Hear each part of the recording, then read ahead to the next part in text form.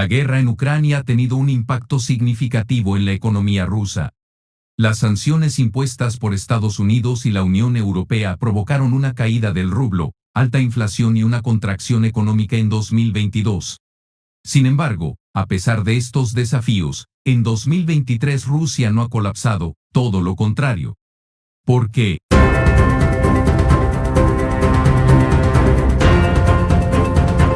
Hay 4 factores principales que han contribuido a que Rusia resista las sanciones.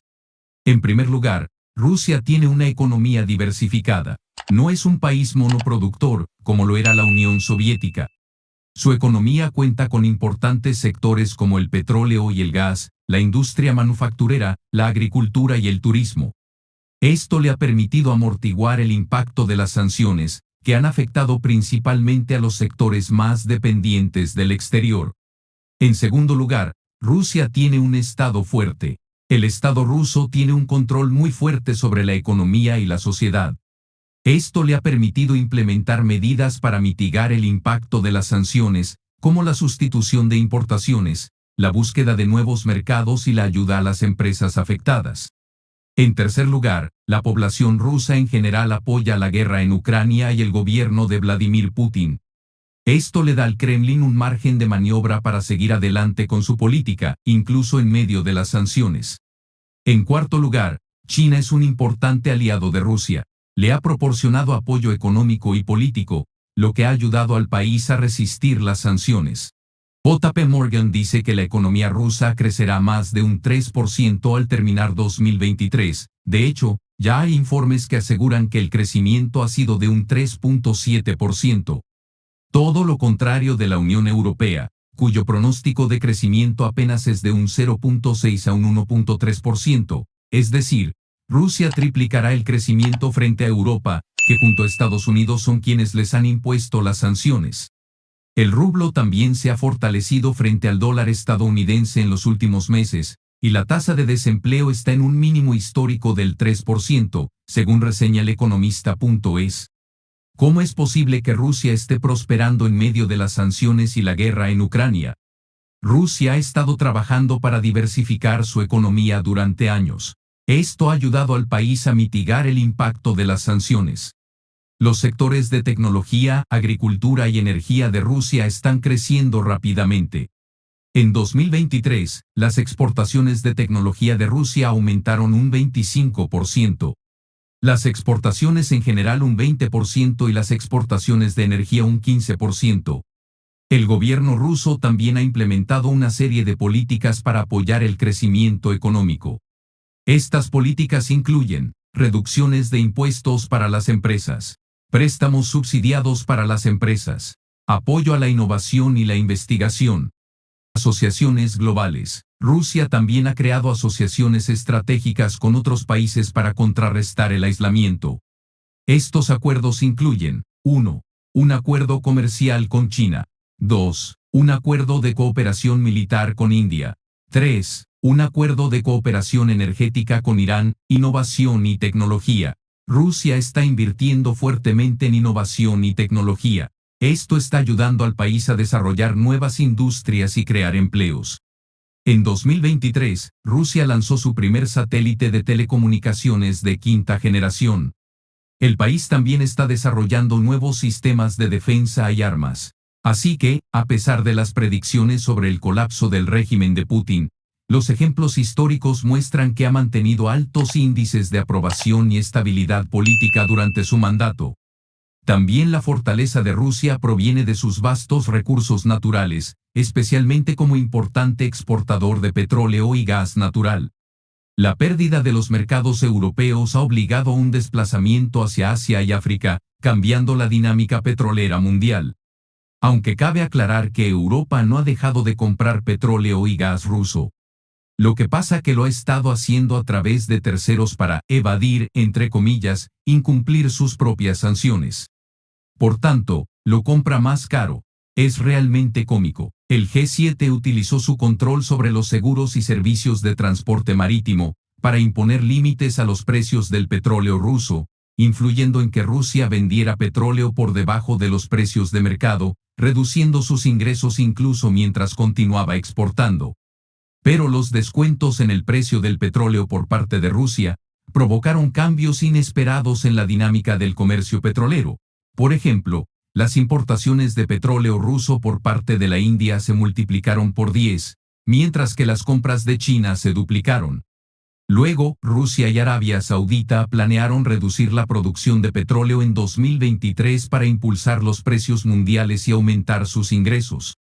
Esta coordinación entre Rusia y Arabia Saudita sobre los recortes de producción de petróleo, en su momento provocó que los precios mundiales del petróleo subieran, lo que permitió a Rusia vender petróleo a precios más altos.